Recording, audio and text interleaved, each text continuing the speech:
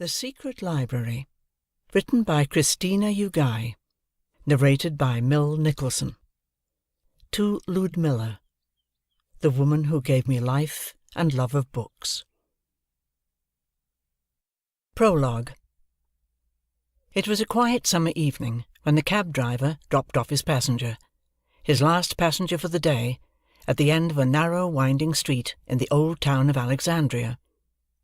The passenger, a dark-haired man with a moustache, looked around uncertainly before getting out of the cab.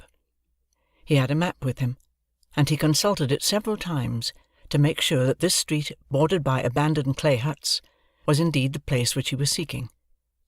At last, the passenger stepped out of the cab and reached for his wallet. The cab-driver counted his fare, and drove away without giving the dark-haired man another look. He was tired, and could not wait to go home. Besides, he had been driving his cab for so long, he no longer cared who his passengers were, and why they wanted to go to the strange places to which they wanted to go. But if the cab-driver were not in such a hurry, and had taken a closer look at the dark-haired man, he would have noticed that the man was not at all like his other passengers. To begin with, the dark-haired man was not dark-haired at all. He wore a wig. Neither was his moustache real. In fact, his entire face was hidden, as if under a mask, under a layer of make-up. Had the cab-driver noticed his passenger's odd appearance, he might have thought the man led a rather peculiar and perhaps dangerous life. He would believe it even more, had he observed that the man was very, very nervous. He kept looking over his shoulder, and, every time a homeless cat darted across the street, or a car backfired in the distance, he shivered, and stuck his hand inside his jacket, where, in a holster under his left arm, a handgun was kept. The man waited for the cab to disappear around a corner, and then entered one of the huts. Once inside, he opened a hatch in the floor in one of the rooms, and descended down a squeaky stairway into the hut's cellar. There, he pulled on a thick brass ring inserted into the eastern wall, and a secret door opened in the corner of the cellar. Behind the door was a long dark passage that led even deeper underground. The man took a flashlight out of the pocket of his trousers, lit it, and started down the passage. The secret passage was only a tiny part of a vast net of passages and tunnels that stretched underneath the entire city of Alexandria. So tangled was this net, with its hundreds of dark corridors, spiralling, twisting, and interlacing, that any other person would certainly be lost in it. The dark-haired man, however, had his trusty map with him. With the help of the map, he made his way through the underground labyrinth to a large chamber. Long ago, the chamber must have served as a bath-house. On its walls were beautiful tiles with pictures of fishes and dolphins, and drains were carved in its stone floors. In the corner of the room there was a deep well, now completely dry. From the bath-house, the man walked through a series of rooms into a spacious hall, in whose walls deep niches were carved. Fitted in the niches were hundreds of stone shelves, on some of which ancient scrolls still lay, dusty and fragile. Any archaeology professor would have given 10 years of his life to take just a peek at one of those scrolls, but the man was not at all interested in them. What he wanted to see was the picture of a young woman on one of the walls. The woman in the picture was seated under a tree, and in her hands she had a book. Below the picture was writing in ancient Greek. The man examined it. He then produced a small camera, and took a photograph of the picture and the writing. "I wondered when you'd show up, Nicholas," he heard just then. So unexpected was the sound of a human voice in that abandoned place, that the man yelped, and dropped his flashlight. But, immediately, he picked it up, and waved it frantically, trying to see the person who was hiding in the shadows.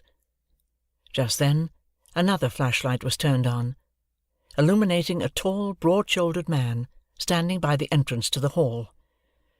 "It has been a long time since we last met, Nicholas," the tall man said, calmly. "Professor?" It was obvious that although Nicholas recognised the person who had walked so suddenly into the hall, he was not at all relieved. If anything, he became even more nervous. "How did you track me down?" The tall man pointed at the map in Nicholas's hand. "The map you stole from the Benedictine monks. I knew it would lead you here, sooner or later." He made a few steps towards his acquaintance, and studied his face. "You have changed, Nicholas, and not for the better. Already you are a mere shadow of the vibrant man I once knew. You must stop before it is too late." "I will stop when I have found it," Nicholas replied defiantly. "You will never find it." If it were not so dark, one would have noticed how Nicholas's face reddened with anger. "Why not?" "Because the members of the order have been hiding it from people like you for many centuries, and because you are likely to have destroyed your own life before you have obtained what you seek. You have made a lot of enemies. Do you know that the entire tribe of Sheik Karim is looking for you? And the next time you double-cross a band of Spanish smugglers, you may not get off so easily again." "I have made it this far," Nicholas said stubbornly, "and after I have solved this puzzle," he pointed to the picture of a young woman, "nothing will stop me."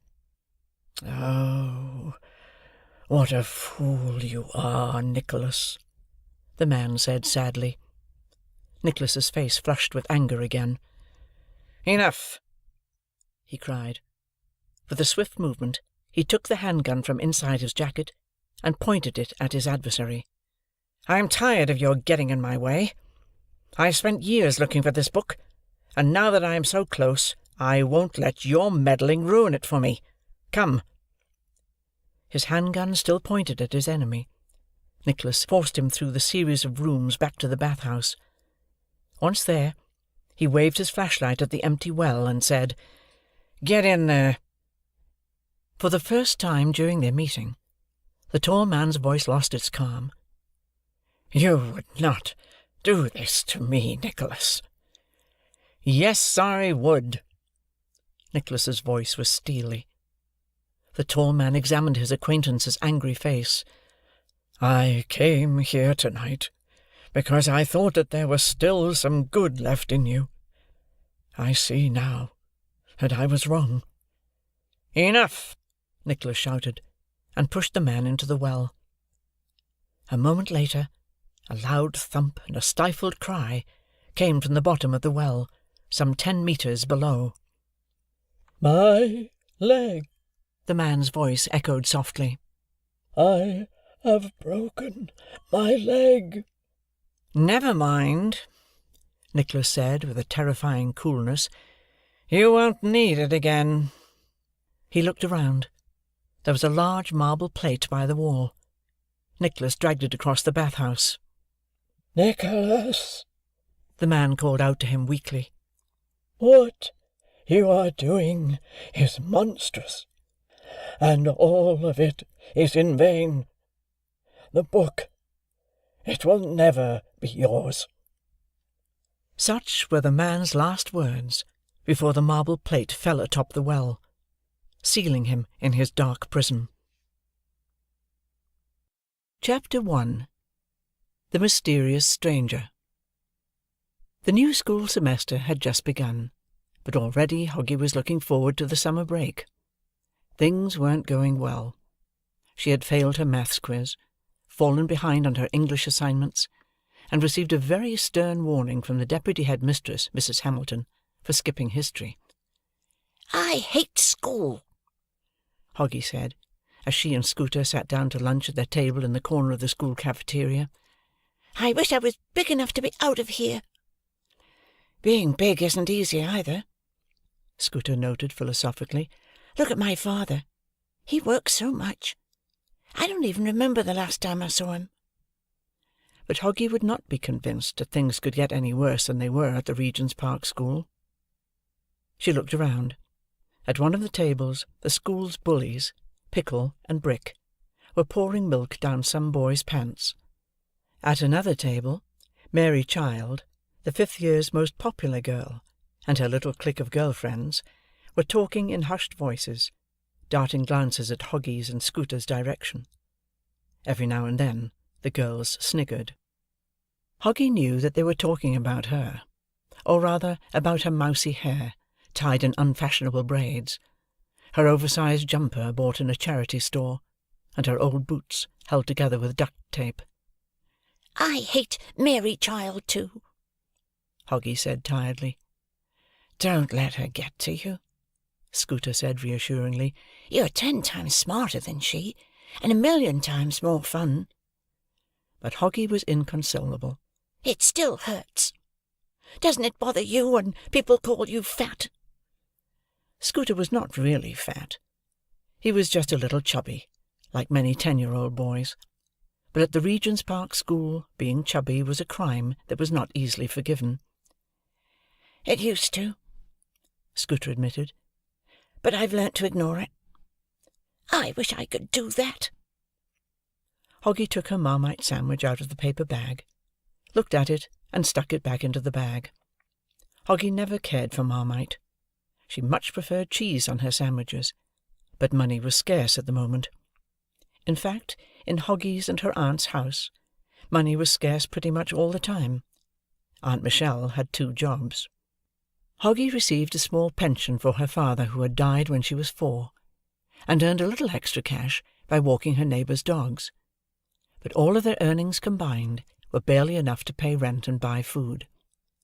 This was another reason why Hoggy did not like going to the Regent's Park. Most of the children in the school were from well-to-do families. They were brought to their classes in expensive cars, wore brand-new clothes and had fancy birthday parties, to which Hoggy was never invited. Hoggy went to the Regent's Park simply because it was the closest school to where she and Aunt Michelle lived. And when she heard her classmates brag about their skiing trips, she knew that she and her aunt could never afford such a vacation. Hoggy turned her back to Mary Child's clique so as not to see Mary show off her new watch, and stared at the wall.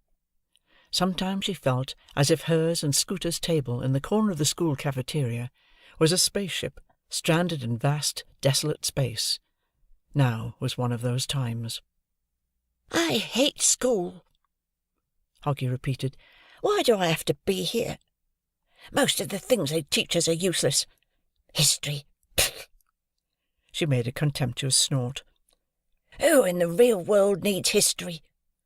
When I think of all the really important things I could be doing right now—" "What would you do?" "Tons of things. I could get more dogs to walk, and make twice as much, maybe even 3 times as much money. Or," Hoggy's face lit up at the thought, "I could sign up to work on a cruise boat. I could lie about my age. I am tall. I'd totally get away with it. It doesn't pay much, but at least I'd see the world. But instead," Hoggy said in the end, her face acquiring a gloomy expression once again, "I'm stuck in this awful place with its Hamiltons and Childs and Pickles. 'Cause if I miss as much as a day of classes, the social services will be on me like a hawk on a mouse." She pulled the Marmite sandwich out of her bag, and began to stuff it into her mouth angrily. Scooter nodded his understanding. The social services were the people who decided whether or not Hoggy could continue living with her aunt, seeing as her father was dead, and her mom could no longer take care of her. Before Hoggy was allowed to move in with Aunt Michelle, she had been through a whole succession of orphanages, foster homes, and even institutions for runaway kids. She could very well find herself in one of those places again. Scooter gave his friend a gentle nudge on the shoulder. "Cheer up. Only 2 more classes left, and then we can go to the library." The mention of the library indeed cheered Hoggy a little. She loved going to the library. Located just a few blocks away from the school, the library was hers and Scooter's sanctuary, their castle and their treasure island. The year before, one of her teachers took her and her classmates there for the first time, and she instantly fell in love with the place. Hoggy loved everything about the library, from the statue of Saint Jerome on its roof, to the polished benches in its reading rooms. And, of course, she loved books, old and new, big and small, with or without pictures. In Hoggy's opinion, there was nothing better in the whole world than a good book. She and Scooter went through dozens of new books every month, those they borrowed from the library, and those they bought in their favourite bookshop. The bell rang the end of the break, and Hoggy and Scooter began to pack the remains of their lunch. Just then they heard, "Look, it's the nerds." Hoggy turned around to face Pickle and Brick. The bullies had stopped torturing their last victim, and were now looking for a new one.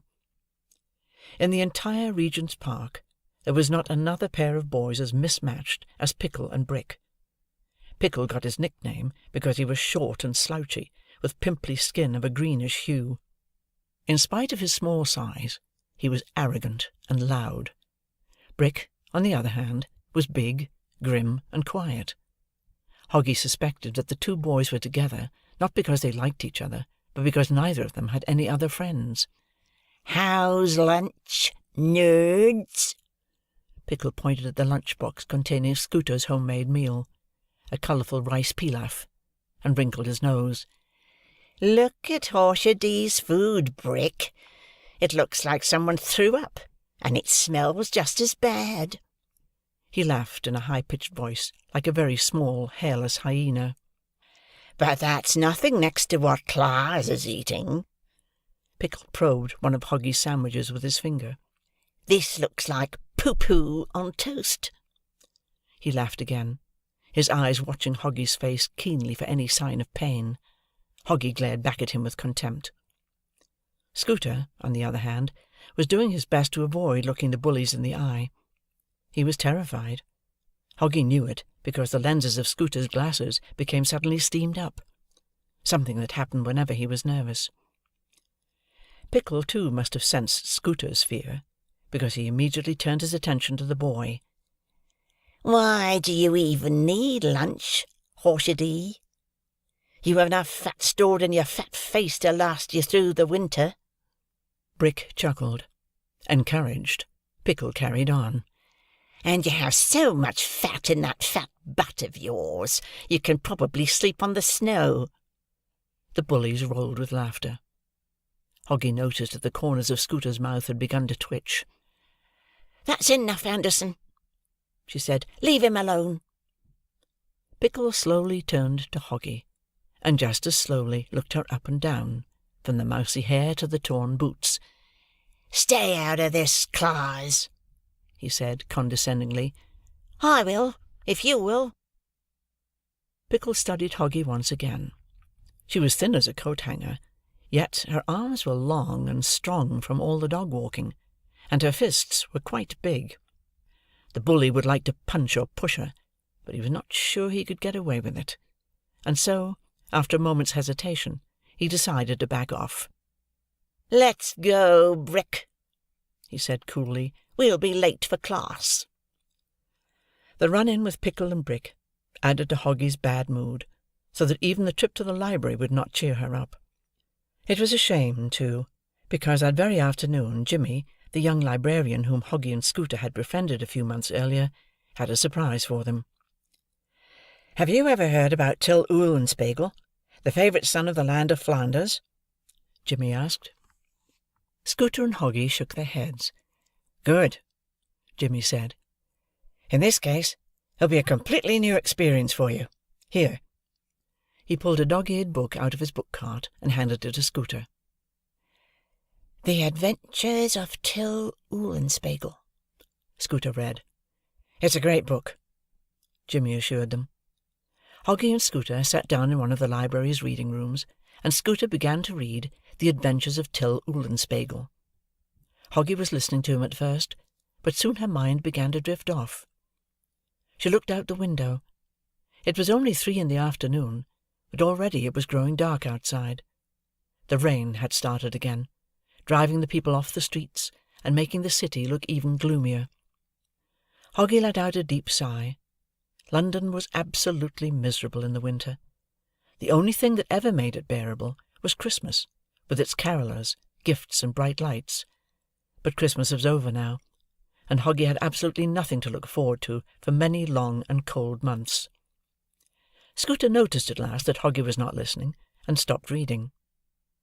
"What is the matter?" he asked. "Don't you like the book?" "I do," Hoggy replied. "It's just—" She turned away from the window, placed her skinny elbow on the edge of the reading desk, and propped her pointy chin with her hand. "Nothing ever changes around here." "What are you talking about? Things change all the time. It is Thursday today, and tomorrow is Friday." "That's not what I meant," Hoggy said. "Sure, there's always a new day, but it is the same as the day before. We go to school, and to the library, and then home." She pointed to the book that lay open on the reading desk. "Look at this guy. He had all sorts of adventures. He fought the Spanish king, sailed the seas, and captured a werewolf. And Sherlock Holmes and Dr. Watson, the Three Musketeers, the Hobbit. They had the most amazing things happen to them. Voyages, quests, and mysteries. Why can't something like this happen to us?" Scooter blinked. "Because we don't live in a book?" Hoggy sighed again. "Oh, never mind. I'll just have to get used to the fact that the real world is a boring place." "The only boring thing in this world is the boring people who think that the world is boring," they heard suddenly. Hoggy turned around. Behind her at the next reading desk sat a stranger. The first thing anyone would notice about the stranger was the colour of his skin. It was deep reddish-brown, as if he had been living in some hot, sunny place for a while. Another noticeable thing was his very dark hair and thick dark beard. But, perhaps the most striking thing about the stranger were his eyes. Large and grey, they gazed with such insight that one felt as if the man could read one's very thoughts. The man had a newspaper with him, and leaning against the desk's edge was his walking-stick of thick, polished wood, with a heavy brass knob in the shape of a lion's head. The stranger folded his newspaper, put it down, and noted, "One's adventure does not need to be to the world's end in order to be exciting. Sometimes the most interesting things happen to people in their home towns." He pointed at the portrait of Nicholas Copernicus on one of the walls. "Copernicus was not much of a traveller, but not only did he prove that the earth was round, he also demonstrated that it was rotating around the sun. A man named Clyde Tombaugh had never been to space, but it was he who discovered Pluto. And take Jean-Francois Champollion, the man who uncovered thousands of secrets of ancient Egypt by deciphering the hieroglyphics. He did it all without ever leaving his library. Libraries in general are excellent places to make discoveries," the stranger added pensively. "They are full of secrets. This library," he looked around, "is a particularly curious place. You too come here quite often, don't you?" "Every day," Hoggy confirmed. "I have noticed." "Have you been watching us?" Suddenly Scooter remembered his father warning him about never talking to strangers, and became slightly worried. "I have," the stranger admitted. He then took a card out of the pocket of his impeccable suit, and handed it to the children. The card read, "Victor N. Barnaby, Doctor of Archaeography." On the card there was also a tiny picture of a lion's head, and Dr. Barnaby's address in Oxford. "My name is Hoggy," Hoggy said. "Well, actually, it's Penelope, but everyone calls me Hoggy." "And why is that?" "It's short for hedgehog. That's what my mum used to call me." The scholar nodded his understanding. "And this is Scooter." "I am very pleased to meet you," Dr. Barnaby replied. He then turned to Scooter and noted, "And so we are no longer strangers, Scooter, and you needn't fear speaking to me." Scooter blushed, and once again had a feeling that Dr. Barnaby could see right inside his head. Archaeography? Hoggy read out loud. Is it the sort of thing when they dig some old junk out of the ground? Dr. Barnaby suppressed a smile. The old junk is archaeology. Archaeography is the study of old documents. Like manuscripts? Dr. Barnaby nodded. And books. We like books, Hoggy said. I know. Dr. Barnaby sounded pleased. As I have already mentioned, I've been watching you for some time. Why? To make sure that you are the right people for the job. For a few moments, Hoggy and Scooter were quiet. Then at once they asked, What job? The archaeographer leaned slightly over the table to bring his face closer to those of the children, and said, Somewhere in this library there is a book. I want you to find it for me. What kind of a book? It is a rather unusual book, Dr. Barnaby replied. It looks quite plain, with its faded brown cover and its yellowed pages. Its only distinguishing feature is a tiny silver clasp shaped as a lion that keeps the book from opening. It isn't very big, and it has neither flashy pictures nor catchy title on its cover. In fact, it has no title at all. I imagine it has been standing on a shelf somewhere for many years. All these years people passed it several times a day, but never gave it a second glance. Yet, in spite of its plain appearance, the book is the most precious item in this library. In fact, of all the books in the world, it is the most valuable and perhaps the most important one. The children were intrigued. What is this book called? The Mirror. As the stranger uttered these words, a gust of wind suddenly burst a window open and zoomed through the library, blowing papers off the reading desks. The Mirror? Hoggy repeated. That's an odd name for a book. It is an odd book, Dr. Barnaby said, enigmatically. What's it about? I can't really tell you that, because the story you would have found in this book would be nothing like the story the mirror would have revealed to me. Still, you can be sure that it is the most fascinating story you will have ever read. For a moment, Scooter imagined that Dr. Barnaby was making fun of them. But the man seemed quite serious. Can't you find the book yourself? Dr. Barnaby shook his head. I have been looking for it for a long time. I see now that I need help. Why won't you just ask the librarian? Oh, I doubt that a librarian can help me, the archaeographer replied. You see, the mirror does not belong to the library. It is not in the library's catalogue. So, for all the library employees care, the book doesn't even exist. That is why I need someone special to help me, someone for whom finding books is not just a job, but an adventure, someone who does not mind climbing the tallest of shelves or stooping to check the lowest of them, who on a nice sunny day will stay inside digging through thousands of dusty volumes and not begrudge it. I need someone like you. Hoggy considered this for a few moments. If the mirror does not belong to the library, why is it here? Because the last owner of the book wanted it hidden, Dr. Barnaby explained.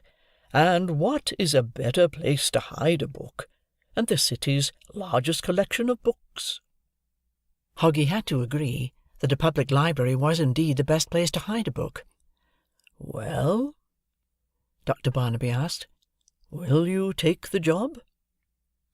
Scooter rubbed the spot on his nose where his eyeglasses were riding. If you don't mind, my friend and I would like to discuss it first. Of course. Dr. Barnaby opened his newspaper and began to scan it again. Scooter and Hoggy stepped away to the window. Isn't this awesome? Hoggy whispered. "I can't believe this is happening to us. It's like an opening scene from a Sherlock Holmes story." But Scooter was sceptical. "I don't know. The whole thing is too strange." "Sure it is," Hoggy agreed. "but that's what makes it fun."